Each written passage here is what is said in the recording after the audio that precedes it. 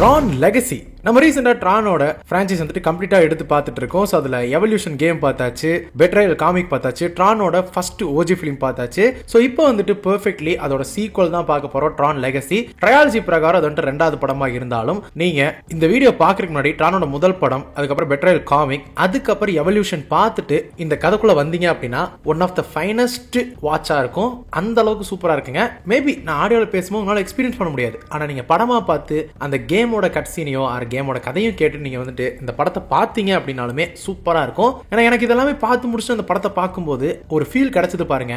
நான் அந்த பிரான்சைஸ்க்கு ஒரு ஃபேன் ஆயிட்டேன் அப்படின்னே சொல்லலாம். ஸோ அந்த மாதிரி எனக்கு ஒரு ஃபீல் கொடுத்துச்சு. ஓகே, கண்டிப்பா வந்துட்டு அப்ரைசிங் கேட்பீங்க. அப்ரைசிங் வந்துட்டு நான் பொறுமையா போடுறேன். நான் முன்னாடியே அந்த 3 வீடியோல சொன்னதுதான். 19 எபிசோட் இருக்கு, நம்ம பொறுமையா பார்க்கலாம். ஆனா உண்மையாலுமே ஏரிஸ் வந்துட்டு இவ்வளவு வருஷம் கழிச்சு வந்திருக்க கூடாது, இமிடியேட்டா வந்துட்டு அதுக்கோட சீக்வல் வந்திருக்கணும். ஏன்னா அப்படிதான் எனக்கு ஃபீல் ஆச்சு. பட் இருந்தாலும் ஸ்டில் ஏரிஸ் வந்துட்டு குட் ஃபிலிம் தான். எனக்கு அது பிடிச்சிருந்துச்சு. அதை நம்ம பொறுமையா பார்க்கலாம். இன்னும் ஹெச்டி வரல. ஹெச்டி வந்ததுக்கப்புறம் கதை விளக்கமோ டைம்லைன் வீடியோல போடுறேன். பட் டைம்லைன் வீடியோல போட்டுருவோம் முன்னாடியே. அதுல வந்துட்டு ட்ரெய்லர் கிளிப்ஸ் வச்சு மேட்ச் பண்ணி போட்டுருவேன். சரி, வாட்ட வருங்க. இப்போ டைரக்டா வந்துட்டு ட்ரான் லெகசிக்குள்ள போயிடலாம். லெகசிக்குள்ள போறதுக்கு முன்னாடி நீங்க இது வரைக்கும் ட்ரான் பிரான்சைஸ் பார்த்ததே இல்லைன்னா கமெண்ட்ல வந்துட்டு பின் பண்ணிருப்பேன் ஒரு பிளேலிஸ்ட். அதுல போய் பாத்தீங்கன்னா லைனா இருக்கும். பார்த்துட்டு நீங்க லெகசி பாருங்க. டைரக்டா கதைக்குள்ள போயிருவோமா? சோ ஹலோ ஸ்டார்ஸ் அண்ட் வணக்கம் மக்களே. Welcome home.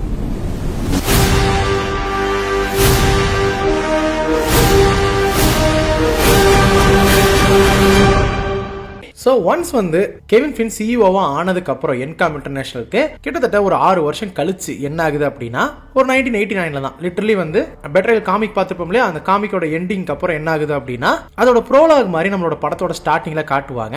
ஏன்னா ரிப்பீட்டடா சொல்ற மாதிரியே இருக்கும். ஒருவேளை நீங்க அந்த 3 வீடியோ பார்த்துட்டு வந்திருந்தீங்க அப்படின்னா, ஏன்னா இப்போ நான் சொல்ற அந்த ப்ரோலாக், அதாவது லெகசில நீங்க பார்க்கக்கூடிய அந்த ப்ரோலாக் வந்துட்டு லிட்டரலி எவல்யூஷன்லயுமே பார்த்திருப்பீங்க, பெட்ரையல் காமிக்லயுமே பார்த்திருப்பீங்க. ஸோ அவரு என்ன பண்ணாரு, க்ளூவை பத்தி எல்லாமே சொல்றது மட்டும் இல்லாம இப்போ அங்க ஒரு பிரச்சனை அப்படி மாதிரிலாம் சொல்லிட்டு பையன்கிட்ட பேசிட்டு கிளம்பி போனாரு. போன அவர் தான் வந்துட்டு காணாம போயிட்டாரு. அதுக்கப்புறம் வரவே இல்லை. ஸோ அங்க போனதுக்கு அப்புறம் என்னாச்சு அப்படிங்கிறது உங்களுக்கு தெரிஞ்சிருக்கும். இந்த ஒரு டைம் லைன் பீரியட்ல தான் வந்து அவர் அங்க போயிட்டு வராம இருக்கிறதுக்கான காரணம் அந்த ஐசோமார்பிக் அல்காரிதம்க்கும் நம்ம க்ளூவோட பேசிக் ப்ரோக்ராமுக்கும் இருக்கக்கூடிய அந்த வார்னால தான் வர முடியாம போயிருக்கும். ஏன்னா அந்த சமயத்துல அந்த போர்ட்டல் வந்துட்டு அழிஞ்சிருக்கும். அது அழிஞ்சதுனால வர முடியாம போயிருக்கும். நீங்க அந்த காமிக்ல பார்த்தது அண்ட் அந்த எவல்யூஷன் கேம்ல பார்த்தது அண்ட் இந்த லெகசியோட படத்துல பாக்குற சீன்ஸ் எல்லாமே நடுவில் வந்துட்டு பிளாஷ்பேக்கா சொல்லும் போது அவ்வளவு அக்யூரேட்டா எடுத்திருப்பாங்க. அது செம்மையா இருக்கும். ஏன்னா லிட்டரலி லெகசியும் எவல்யூஷன் வந்துட்டு ஒரே வருஷத்துல வந்த விஷயங்கள் தான். அந்த கேம் ஆகட்டும், இந்த ஒரு படம் ஆகட்டும். சோ சைமல்டேனியஸா ரைட் பண்ணி எடுத்ததுனாலே என்னமோ எழுதிருப்பாங்க தான் நினைக்கிறேன். ஏன்னா அதை பார்க்கும்போது அப்படிதான் ஃபீல் ஆகும். ஏன்னா நீங்க அந்த கேம்ல இருக்கக்கூடிய அதே கட் சீனை இங்க லைவ் ஆக்ஷன்ல நீங்க பாப்பீங்க. அது அவ்வளவு சூப்பரா இருக்கும். வாட் எவர் அந்த பிளாஷ்பேக்லாம் விட்டுருங்க. ஏன்னா நான் முன்னாடியே சொல்லிட்டேன் இல்லையா. சோ இப்போ அதுக்கப்புறம் ஒரு 20 வருஷத்துக்கு அப்புறங்க அவரோட மகன் இருக்கான் இல்லையா, சாம், அவன் வளர்ந்துடுறான். அவன் தான் இப்போதைக்கு என்காமோட ஒரு பிரைமரி ஷேர் ஹோல்டரா இருக்கான். பட் ஆனா அவனுக்கு அதுல பெருசா இன்ட்ரெஸ்ட் இல்ல. சோ அந்த கம்பெனியோட ஆபரேட்டிங் சிஸ்டம் வந்துட்டு ஃப்ரீயா வந்துட்டு ஆன்லைன்ல விட்டுருவான். சோ இந்த மாதிரி விஷயங்கள் எல்லாமே பண்ணிட்டு இருப்பான். சோ என்காமோட எக்ஸிகியூட்டிவான ஒருத்தர் இருக்காரு இல்லையா, ஆலன் பிராட்லி. சோ அவர் தெரியும் உங்களுக்கு, 1982 படத்துல பார்த்திருப்பீங்க. சோ கெவினோட ஒரு ஓல்டு ஃப்ரெண்டா இருக்கிறது மட்டும் இல்லாம அவரு இத பத்தி பெருசா எடுத்துக்கல. ஏன்னா ஃபிளின் வந்து எப்பவுமே காசு பார்க்கணும்னு நினைக்கிறத விட ஒரு விஷயத்தை நம்ம வந்துட்டு மக்களுக்கு கொடுக்கணும் அப்படிங்கிற ஒரு எண்ணத்துல இருப்பாரு. ஓகேங்களா? சோ அந்த மாதிரி ஒருத்தரா தான் இருப்பாரு. மணி மைண்டடா இருந்ததே கிடையாது. அதனால மக்களுக்கு இந்த சாஃப்ட்வேர் வந்துட்டு ஃப்ரீயா போனது அவருக்கு அது ஒரு பெரிய இஷ்யூவா இல்ல. அதை அப்ரூவ் பண்ற மாதிரி தான் அவர் இருக்காரு. பட் இருந்தாலும் சாம் வந்துட்டு இப்படி பண்ணதுக்காக அவர் அரெஸ்ட் பண்றாங்க. பட் ஆலன் வந்துட்டு அவர் வெளியில எடுக்கிறது மட்டும் இல்லாம ஒரு முக்கியமான விஷயத்த சொல்றாரு. என்னன்னா, நான் உன்னை வெளிய எடுத்துக்கான காரணம் என்ன அப்படின்னா, எனக்கு ஒரு மெசேஜ் வந்திருக்கு பேஜர்ல அப்படின்னு சொல்லுவாரு. பேஜர்ல மெசேஜ் ஒரு விஷயமா அப்படி மாதிரி கேட்டாலும் அது உங்க அப்பா கிட்ட வந்து வந்திருக்கு. அது அவங்க அப்பாவோட பழைய அந்த ஒரு ஆர்கேட், அந்த ஒரு கேமிங் சென்டர் வச்சிருப்பாரு இல்லையா, அங்கிருந்து வந்திருக்கு அப்படி மாதிரி சொல்லவும். சோ 20 வருஷத்துக்கு அப்புறமா டிஸ்கனெக்ட் ஆன ஒரு விஷயத்துல இருந்து எப்படி மெசேஜ் வந்துட்டு திடீர்னு அப்படிங்கிற ஒரு விஷயமே ஒரு கியூரியாசிட்டி உண்டாக்க சாம் வந்துட்டு நேரடியாக அந்த இடத்துக்கு போறான். போகவும் அங்க ஒரு பேஸ்மெண்ட் இருக்கிறது பாக்குறது மட்டும் இல்லாம அங்க ஒரு பார்ட்டிகல் லேசரும் ஒரு பெரிய கம்ப்யூட்டர் இருக்கு. அங்க போயிட்டு அது என்னன்னு சொல்லி பார்த்துட்டு இருக்கும் போதே அது அவனை டிஜிட்டைஸ் பண்ணி நேரடியா அந்த கிரிட்டுக்குள்ள கொண்டு போயிருது. சோ நம்மளுக்கு தெரிஞ்சிருக்கும் இல்லையா லிட்டரலி என்ன ஆகும் அப்படின்னு சொல்லிட்டு 1982 மூவில நடந்த மாதிரியே இப்போ வந்து கிரிட்டுக்குள்ள இவர் போயிட்டாரு. பட் அப்ப இருக்கும்போது அந்த ட்ரான் ப்ரோக்ராம் இருக்கக்கூடிய அந்த கேமிங் ஏத்த மாதிரி அங்க ஒரு காஸ்டியூம் எல்லாம் போட்டு போற மாதிரி இருக்கும். பட் இந்த படத்துல அப்படி எல்லாம் காட்டுறீங்க, ரியல் பர்சன் வந்துட்டு அந்த இடத்துக்கு போற மாதிரி தான் காட்டுறாங்க. சோ கெவினால உருவாக்கப்பட்ட அந்த விர்ச்சுவல் ரியாலிட்டிக்குள்ள இப்போ சுத்திட்டு இருக்காரு. சோ அங்க இருக்கிறவங்க எல்லாத்தையுமே ஒவ்வொரு செட் ஆஃப் கேட்டகரிக்கு வந்து அனுப்பிச்சு விட்டுருவாங்க. ஓகேங்களா, நீ வந்துட்டு இந்த ப்ரோக்ராம் நீ அங்க போ, அந்த ப்ரோக்ராம் அங்க போ பாப்போம் அப்படிங்கிற மாதிரி.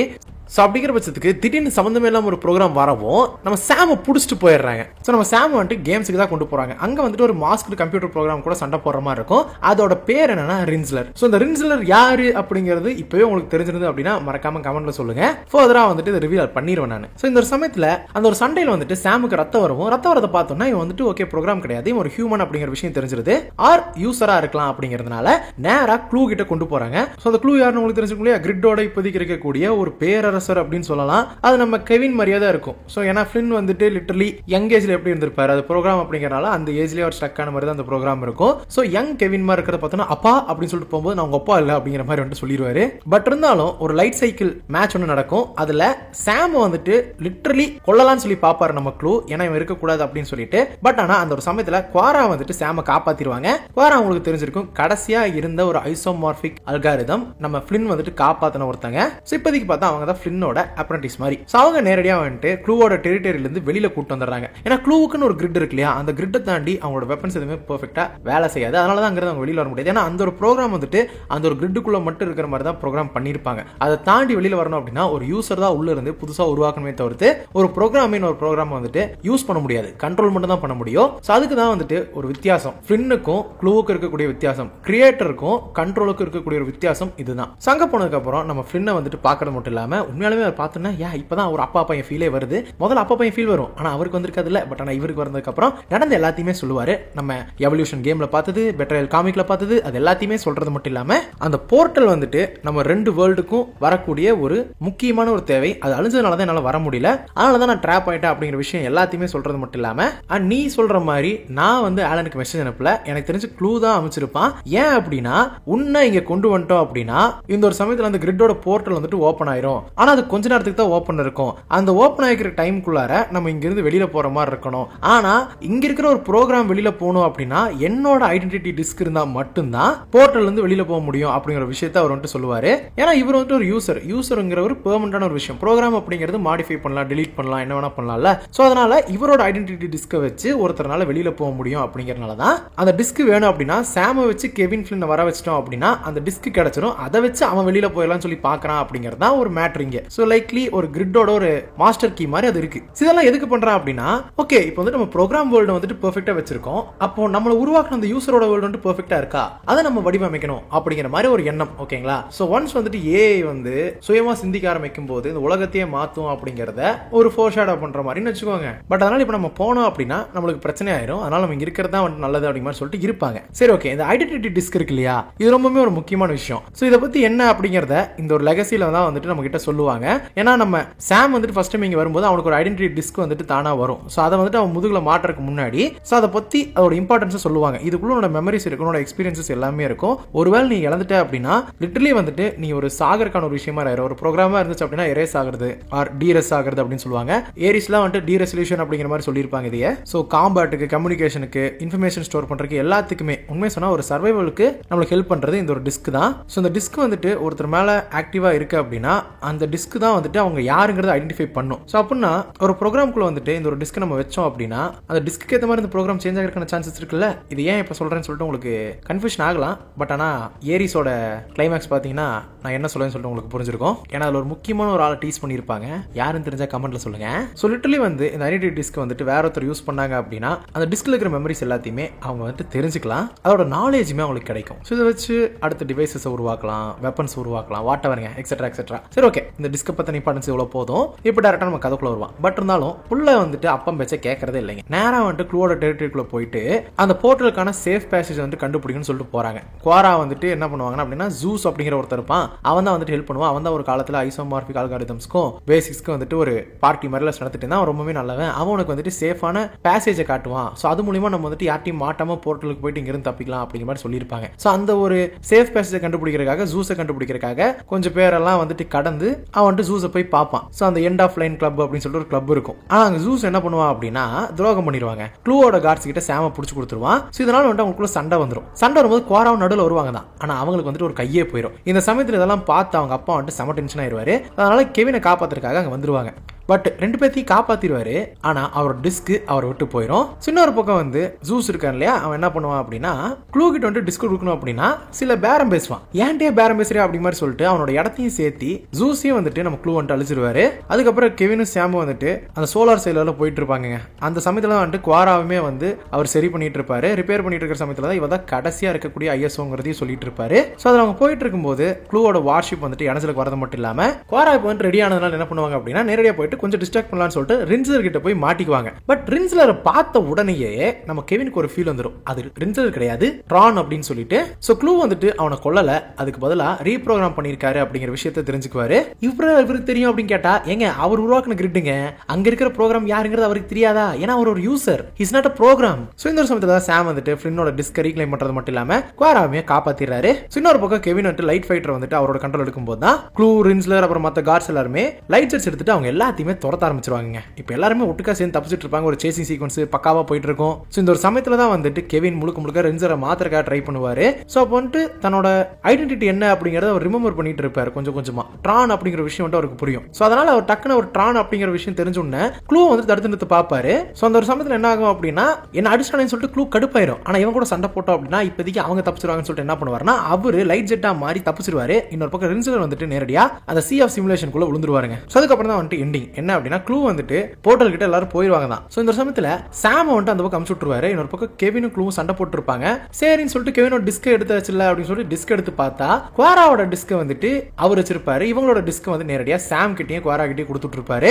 இதுவே வந்துட்டு டிசப்பாயின்மெண்டா தான் இருக்கு க்ளூக்கு. பட் க்ளூவை வந்துட்டு அவர் கொஞ்சம் கன்வின்ஸ் பண்ண பாப்பாரு, புரிஞ்சுக்கடா அப்படி மாதிரி சொல்லிட்டு நீ இப்படி இருக்கிறதுக்கான காரணம் நான் தான், என்ன மன்னிச்சிரு அப்படி மாதிரி பேசுவார் தான். பட் ஹி ஒன்ட் லிசன்ங்க. சோ இப்போ ஃப்ளின்னோட டிஸ்கை வச்சு சாமும் குவாராவும் அங்கிருந்து தப்பிச்சு ரியல் வேர்ல்டுக்கு போயிருவாங்க. இன்னொரு பக்கம் ஃப்ளின் வந்துட்டு க்ளூ கூட ரீஇன்டகிரேட் ஆகிறது மட்டும் இல்லாம அவரோட சேர்த்து க்ளூவை வந்துட்டு மொத்தமா அழிச்சிருவாரு. சோ அவர் டிஜிட்டல் டூப்ளிகேட் வந்துட்டு அழிக்கிறது மூலமா ரெண்டுத்தையும் ஒன்னா ஆக்குறதுனால அவரும் சேர்ந்து அழிஞ்சிருவாரு. இந்த ஃப்ளின்னோட தியாகம் என்ன பண்ணுது அப்படின்னா க்ளூவோட வார்ஷிப்பை மொத்தமா அழிக்கிறது மட்டும் இல்லாம சில லெவல்ஸ் இருக்கு இல்லையா, அந்த போர்ட்டல் சுத்தி இருக்கிற சில லெவல்ஸே மொத்தமா அழிச்சிருது. அண்ட் இவங்க 2 பேரும் எப்படியோ வெளியில வந்துடுறாங்க. வெளியில வந்ததுக்கு அப்புறம் என்ன ஆகும் அப்படின்னா ஃப்ளின்னோட ஆர்கேட்ல நம்ம சாம் வந்துட்டு என்ன பண்ணுவாருன்னா சிஸ்டம் எல்லாத்தையுமே டிஆக்டிவேட் பண்ணிட்டு அதுக்கப்புறம் ஆலன்காக வெயிட் பண்ணிட்டு நீங்க சொன்னது உண்மைதான், அந்த கிரிட் அதை பத்தி எல்லாம் சொல்லி எல்லாம் பேசிட்டு, ஏன்னா நிறைய விஷயங்கள் சொல்லியிருப்பாரு, அவன் நிறைய சொல்லுவான் இந்த மாதிரி ஒரு உலகம், அந்த உலகம் இங்க வரும் அப்படிலாம் என்னமோ பேசுவான் அப்படிலாம் சொல்லுவாங்க, அதெல்லாம் உண்மைதான் அப்படிங்கிற மாதிரி ஒரு சொல்லிட்டு போவாரு. அதுக்கப்புறம் நான் வந்துட்டு என்கம் கண்ட்ரோல் எடுத்துக்கலாம் சொல்லியிருக்கேன், நீங்க தான் இனிமேல் அதுக்கான சேர்மேன் அப்படின்னு சொல்றது மட்டும் இல்லாம அதுக்கப்புறம் அவர் அங்கிருந்து அப்படி கிளம்பி நம்ம குவாரா கூட வெளியில போயிட்டு இருக்கும்போது சன்ரைஸ் ஆகிற மாதிரி இருக்கும். ஏன்னா சூரிய உதயமாகிறது வந்துட்டு எப்படி நீங்க ஃபீல் பண்ணுவீங்க அப்படிங்கிற மாதிரி வந்துட்டு குவாரா உள்ள இருக்கும்போது கேட்டிருப்பாங்க. அதை வந்துட்டு இப்போ நிஜமாலுமே அவங்க ஃபீல் பண்ணுவாங்க.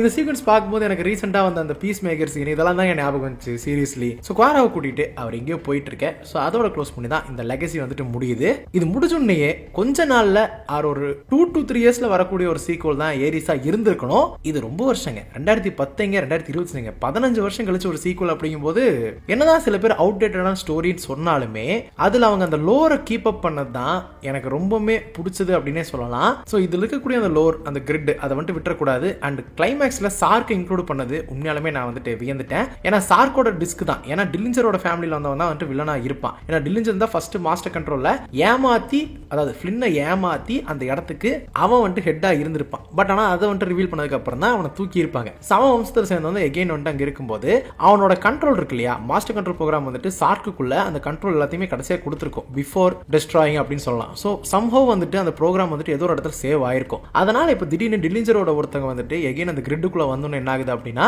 ஆல்ரெடி அவங்க நேம்ல இருந்தக்கூடிய ஒரு பேக்ரவுண்ட்ல இருக்கக்கூடிய அந்த ஒரு டிஸ்க் இருக்கும் இல்லையா, அது வந்து அந்த இடத்துல வருது. அந்த ஐடென்டிட்டி டிஸ்க் வந்துட்டு சார்க் அப்படின்னு சொல்லிட்டு அந்த டிஸ்க் அவர் கையில் இருக்கிற மாதிரி காட்டியிருப்பாங்க.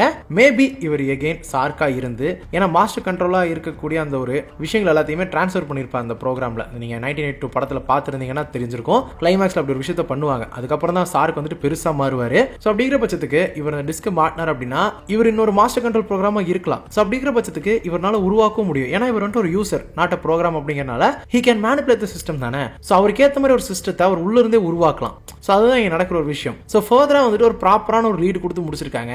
அதுவே எனக்கு அந்த படத்தில் ரொம்பவே பிடிச்சிருந்துச்சு. இன்னுமே அந்த படத்தை விலாவாரியா வந்துட்டு ஹெச்டி வந்ததுக்கப்புறம் நம்ம வந்துட்டு அதை பத்தி பேசலாம். ஸோ இப்போதைக்கு இந்த வீடியோ முடிச்சுக்கலாம். மறக்காம மற்ற வீடியோஸ்லாம் செக் பண்ணி பாருங்க. நான் அப்படியே கொஞ்சம் கொஞ்சமா ட்ரான் அப்ரைசிங் பார்த்து உங்களுக்கு போட பார்க்குறேன். மேலும் ஒரு புதிய பார்க்க முறை உங்களோட பெறுவது உங்கள் ஸ்கிரிப்ட் தமிழ் ஷார்ட்டா சொன்ன எஸ்என்எஸ். அதோட முக்கியமான விஷயம் என்னன்னா பெராட்டல் உங்களுக்கு துணையா இருக்கும். May the force be with you.